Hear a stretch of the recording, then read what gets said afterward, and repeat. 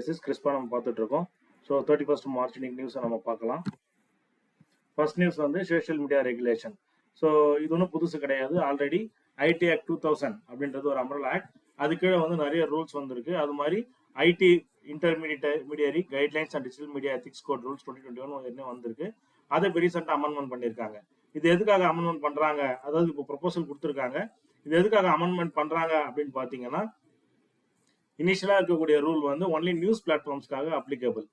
So இப்போ வந்து notices வந்து நியூஸ் பிளாட்ஃபார்ம்ஸ்க்கு அனுப்புனாங்கன்னா அப்போ ஆல்மோஸ்ட் ஒரு 24 hours to 48 hours வந்து அந்த நியூஸை ரிமூவ் பண்ணிடுவாங்க. கேஸ் ஃபேக் நியூஸாக இருந்தாலும் இல்லை டிஃபேமேஷனாக இருந்தாலும் அதை ரிமூவ் பண்ணிடுவாங்க. இப்போ இந்த ஏரியாவை வந்து வைடர் பண்ணியிருக்காங்க. ஈவன் ஒரு இண்டிவிஜுவல் சோஷியல் மீடியா யூசர்ஸ் கூட நோட்டீஸ் கிடைச்ச உடனே எவ்வளோ சீக்கிரம் முடியுமோ அதை வந்து அவங்க ரிமூவ் பண்ணி ஆகணும். ஸோ அதே மாதிரி செக்ஷன் 79 ப்ரொடெக்ஷனும் வந்து இதில் அப்ளிகபிள் இருக்கு. இது என்ன அப்படின்னு பார்த்தீங்கன்னா, செக்ஷன் 79ன்றது இப்போ for example some person X அப்படிங்கிறவர் ஒரு போஸ்ட் டிஃபர்மேஷன் போஸ்ட் போடுறாரு. அதனால ஃபேஸ்புக்கோ இல்லை வந்து யூடியூபோ வந்து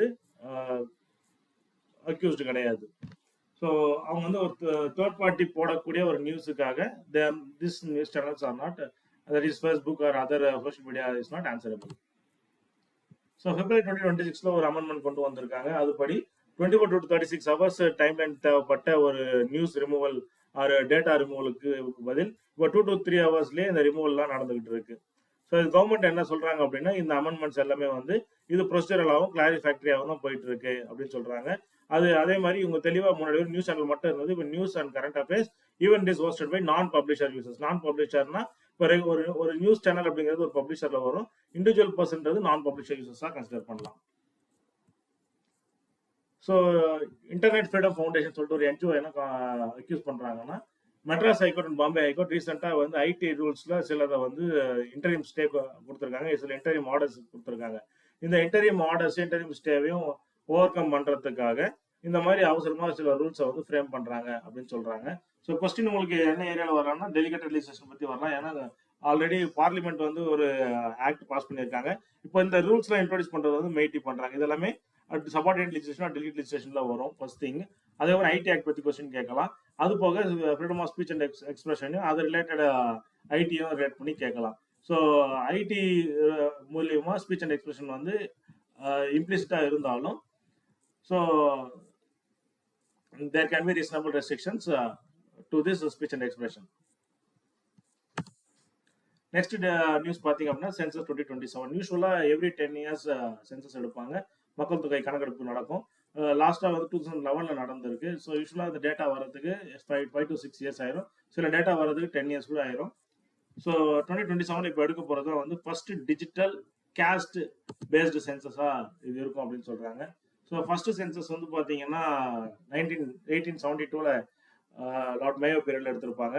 அதுக்கப்புறம் ரெகுலர் சென்சஸ் வந்து 1881 லார்ட் ரிப்பன் பீரியட்ல ஸ்டார்ட் பண்ணியிருப்போம். ஸோ ஃபைனலாக வந்து 1931 தான் கேஸ்ட் பேஸ்டு சென்சஸ் வந்து எடுத்திருக்காங்க. அதுக்கப்புறம் கேஸ்ட் பேஸ்ட் சென்சஸ் எடுக்கவே இல்லை. இப்போ ரீசெண்டாக 2027 இன்ட்ரோடியூஸ் பண்ணியிருக்கிறது வந்து பார்த்தீங்கன்னா 16 லாங்குவேஜில் டேட்டாஸ் இருக்கும். ஸோ 16 லாங்குவேஜில் கொஸ்டின்ஸ் இருக்கும். நம்ம ஈவன் 2011 நடந்தது வந்து பார்த்தீங்கன்னா socio economic census. So socio economic census is different compared to this caste based census. So இது வந்து டோட்டலாக 2 ஃபேஸ்ல நடக்கும். ஃபர்ஸ்ட் ஃபேஸ் வந்து ஹவுஸ் லிஸ்டிங் ஆப்ரேஷன்ஸ் நடக்கும். எந்தெந்த இடத்துல ஓட் வந்து ஐ மீன் சென்சஸை வந்து கொஸ்டின் ரைஸ் பண்ணணும்னு சொல்லிட்டு. ஃபேஸ் 2ன்றது பார்த்தீங்கன்னா பாப்புலேஷன் கிட்ட போயிட்டு அந்த டேட்டா கலெக்ட் பண்றது. ஸோ இது வந்து ஏப்ரல் டு செப்டம்பர் வந்து ஹவுஸ் லிஸ்டிங் ஆப்ரேஷன்ஸ் நடக்கும். நெக்ஸ்ட் வந்து February 2027 இருந்து பாப்புலேஷன் எனுமரேஷன் நடக்கும். இது கொஞ்சம் ஃபாஸ்டாக ரிசல்ட் வந்துடும். ஏன்னா இது எல்லாமே டிஜிட்டல் பேசிஸ்ல ஆப் பேஸ்டு நடக்கிறதுனால ஆல்ரெடி இதுக்கான ஃபவுண்டேஷன் ஒர்க்லாம் ஆல்ரெடி முடிஞ்சிருக்குங்க.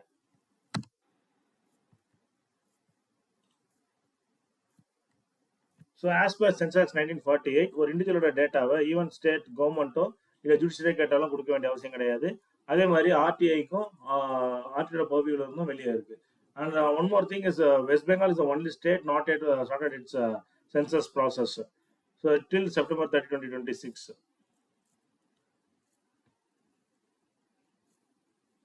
ஸோ வரப்போகிற 2026 வரைக்கும் இப்போ நோட்டிஃபை பண்ணுற ஐடியா இவங்க அது எதுவுமே கொடுக்கவே இல்லை. So I mean HLO process இன்னும் ஸ்டார்ட் ஆகல அப்படிங்கிறது தான் கொடுத்துருக்காங்க. And another news is Israel's death penalty law for Palestinians. So Israel அப்படிங்கிறது ஒரு 3 முக்கியமான ரீஜனை சேர்ந்தது. ஒரு மெயின் ரீஜன் அப்படின்னா Jewish Israel, and another 2 area அப்படிங்கிறது வெஸ்ட்ல இருக்கக்கூடிய காசா ஸ்ட்ரிப் அண்ட் ஈஸ்ட்ல இருக்கக்கூடிய வெஸ்ட் பேங்க் சொல்லக்கூடிய பாலஸ்தீனியன் ரீஜன். ஸோ 2 பாலஸ்தீனியன், அதாவது காசா ரீஜனும் பாலஸ்தீன் சொல்லக்கூடிய ரீஜனும் அராப்ஸ் இருக்கிறது. அண்ட் மெயின் அந்த இஸ்ரேல் ரீஜன்றது வந்து ஜூஸ் ஆக்குபை பண்ணிருக்கக்கூடிய இல்லை ஜூவிஷ் கண்ட்ரியோட இஸ்ரேல். ஸோ இது படி என்ன கொடுத்துருக்காங்க அப்படின்னா, ஸோ வெஸ்ட் பேங்க் பாலஸ்தீனியன்ஸ்னா இஸ்ரேலோட நார்த் ஈஸ்ட்ல இருக்கக்கூடிய ஒரு ரீஜியன். ஜோர்டானுக்கு வெஸ்ட்ல இருக்கும். இது மேப்ல பார்க்கணும் இதை நீங்க. ஸோ இந்த வெஸ்ட் பேங்க் ரீஜன் பாலஸ்தீனியன்ஸோ இல்லை ஈவன் காசால இருக்கக்கூடிய பாலஸ்தீனியன்ஸோ அவங்க வந்து இஸ்ரேலிஸையால மர்டர் பண்ணாங்க, ஒரு நேஷனலிஸ்ட் அட்டாக்கா நடந்தது அப்படின்னா அவங்களுக்கு கேபிட்டல் பனிஷ்மெண்ட்டை ஹேங் டு டெத் வந்து கொடுக்கறதுக்கு இந்த ஒரு லா பாஸ் பண்ணியிருக்காங்க. ஸோ யூஸ்வலாக வந்து இதை வந்து நம்ம பிரிசனர் ஆஃப் வாராக தான் பார்க்கணும். அதுவும் வந்து இவங்க சிவிலியன்ஸ், ஆக்சுவலாக civilians their revolutionising against the occupation of Jewish Israel. So அதனால இது என்ன சொல்லலாம் அப்படின்னா, it is a discriminatory law. இதே வந்து ஒரு இஸ்ரேலி இன்னொரு இஸ்ரேலியை மர்டர் பண்ணாருன்னா அதுக்காக ஹேங்கிங் பனிஷ்மெண்ட்டை கொடுக்க மாட்டாங்க. பட் வந்து ஒரு பாலஸ்தீனியன் வந்து ஒரு மர்டர் பண்றாரு அப்படின்னா அதை ஹேங் பண்றாங்க. So it is violation of 4th Geneva convention. 4th Geneva convention அப்படிங்கிறது ஒரு சிவிலியனை ஒரு மர்டர் சார்ஜோ இல்லை பிரிசனர் ஆஃப் வாரா இருக்கும் போது அவர் எப்படி ட்ரீட் பண்ணணும் அப்படின்றதுக்கு ஒரு கன்வென்ஷனே இருக்கு. அந்த கன்வென்ஷனை இது பைபாஸ் பண்ணுது. அதே மாதிரி இந்த லா வந்து only applicable to the Palestinians போது இது ஒரு ரேசிஸ்டாகவும் டிராகோனியனாகவும் பார்க்கலாம். ஏன்னா இது வந்து 2-tier ஜஸ்டிஸ் சிஸ்டமா நம்ம பார்க்க முடியும். நெக்ஸ்ட் நியூஸ் பார்த்தீங்க அப்படின்னா, ரீசெண்டா union government has proposed to increase 50% of Lok Sabha seats. So இதுக்கு தெலுங்கானா சிஎம் மிஸ்டர் ரேவந்த் ரெட்டி அவர் வந்து கிரிட்டிசைஸ் பண்ணியிருக்காரு. என்னன்னா ஆல்ரெடி இருக்க 543 லோக்சபா சீட்ஸா 860 இன்க்ரீஸ் பண்ணலாமா அப்படின்றது ப்ரொபோசல் கொடுத்துருக்காங்க.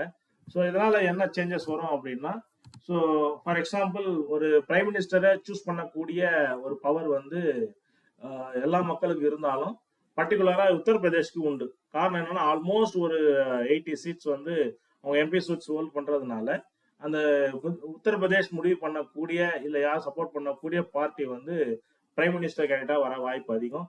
அதனாலதான் என்னவோ மிஸ்டர் நரேந்திர மோடி குஜராத்லயும் ஃபர்ஸ்ட் எலெக்ஷன், அவரோட ஃபர்ஸ்ட் லோக்சபா எலெக்ஷன்ல குஜராத்லயும் கண்டெஸ்ட் பண்ணாரு வதோதரால. அதே மாதிரி வாரணாசி கான்ஸ்டியூன்சிலையும் கண்டெஸ்ட் பண்ணாரு. ஏன்னா அவரோட பர்த் பிளேஸான குஜராத்ல இருந்தும் அவருக்கு சப்போர்ட் வேணும். ரெண்டாவது உத்தரப்பிரதேஷோட சப்போர்ட் யாருக்கு இருக்கோ அவங்க தான் கவர்மெண்ட் ஃபார்ம் பண்ண முடியும், ஃபார் எக்ஸாம்பிள். ஸோ அப்படி இருக்கும்போது இப்போ தமிழ்நாடுல 39 சீட்ஸ் நம்ம 50% சீட்ஸ் ரைஸ் பண்ணால் டோட்டல் சீட் 16 தான் வரும். பட் வந்து இப்போ நம்ம தமிழ்நாடு ஒரு 40 சீட்ஸ் எடுத்துக்கிட்டீங்கன்னா யூபி 80 சீட்ஸ் இருக்காங்க. இப்போ நீங்க 50% டபுள் பண்ணீங்கன்னா Tamil Nadu will be having 60 seats approximately. இப்போ கரண்டா 40ல இருந்து 60க்கு இன்க்ரீஸ் ஆகும். அதுவே வந்து நீங்க யூபி எடுத்தீங்கன்னா 80 சீட்ஸ்ல இருந்து 50% சீட்ஸ் வந்து 120 இன்க்ரீஸ் ஆகும். ஸோ இவங்களுக்கு கொஞ்சம் ஹையர்ஸே இருக்கும் அப்படின்ட்டு எதிர்பார்க்குறாங்க. ஸோ இங்கே இனிஷியலாக பார்த்தீங்கன்னா டிஃபரன்ஸ் வந்து உங்களுக்கு 40 சீட்ஸ் தான் டிஃபரன்ஸ் இருந்தது. பட் இங்கே டிஃபரன்ஸ் பார்த்தீங்கன்னா 60 சீட்ஸ் டிஃபரன்ஸ் இன்க்ரீஸ் ஆகிருக்கு. ஸோ இந்த டிஸ்பாரிட்டி வந்து இதனால இன்க்ரீஸ் ஆகும் அப்படின்னு எதிர்பார்க்கப்படுது. இது ஏன் சதர்ன் ஸ்டேட்ஸ் வந்து ஃபைட் பண்ணுறாங்க இது லோக்சபா சீட்ஸ் இன்க்ரீஸ் பண்ணுறதுக்கு அப்படின்னு பார்த்தீங்கன்னா, ஸோ சதர்ன் ஸ்டேட்ஸ் வந்து ஃபேமிலி பிளானிங்கை பர்ஃபெக்டாக இம்ப்ளிமெண்ட் பண்ணியிருக்காங்க. ஈவன் சில நேரத்தில் வந்து பார்த்தீங்கன்னா பெனலைஸும் பண்ணியிருக்காங்க. ஸோ அப்படி இருக்கும்போது நாங்கள் கரெக்டாக சவுத் இந்தியன் வந்து கரெக்டாக கவர்மெண்ட் பாலிசிஸை ஃபேமிலி பிளானிங் இம்ப்ளிமெண்ட் பண்ணதுக்காக இவங்க தண்டிக்கப்படக்கூடாது இல்லையா அப்படின்றது ஒரு கண்டிஷனாக இருக்கு. அதே மாதிரி நார்த் இந்தியாவோட டாமினன்ஸ் வந்து இன்க்ரீஸ் ஆயிரும் அப்படின்னு பார்க்குறாங்க. ஸோ ஆல்ரெடி வந்து சவுத் இந்தியன்ஸ் தான் அதிகமான tax, almost 50%, including Maharashtra, south India plus Maharashtra pays almost 50% of the tax money to the union government. So அப்படி இருந்தும் இவங்க வந்து திரும்ப பாதிக்கப்படுறாங்க. ஸோ இதே ஸ்டேட் அசம்பிளி இன்க்ரீஸ் பண்றதுனால பெரிய பாதிப்பு இருக்காது. ஆனா பார்லிமெண்ட் சீட்ஸ் இன்க்ரீஸ் பண்றதுனால பெரிய பாதிப்பு இருக்கும். இப்போ கரண்டா பார்லிமெண்ட் சீட்ஸ் பாத்தீங்கன்னா 543. இது எப்படி இந்த நம்பர் மேஜிக் நம்பர் ஃபிட் ஆச்சுன்னு பாத்தீங்கன்னா 1971 சென்சஸ் பேஸ் பண்ணி இந்தியாவோட பாப்புலேஷன் வந்து அப்ராக்சிமேட்டா 548 மில்லியன்ஸ் இருந்திருக்கு. ஸோ 54 கோடி, ஸோ 54 கோடி 55 கோடி பாப்புலேஷன்ஸ் இருந்திருக்கு. ஸோ அதனால வந்து 10 லட்சம் சீட்டுக்கு ஒரு எம்பி சீட் அப்படின்ற கேட்டகரைசேஷன்ல ஸோ 399 சீட்ஸா 400 சீட்ஸா இருந்தது இண்டிபெண்டன்ஸ் அப்புறம் இது வந்து 543 இன்க்ரீஸ் ஆயிருக்கு.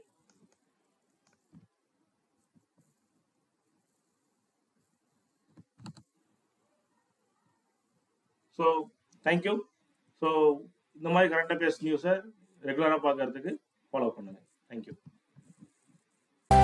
Kurukshetra, Kurukshetra, Kurukshetra, Kurukshetra, Kurukshetra, Kurukshetra.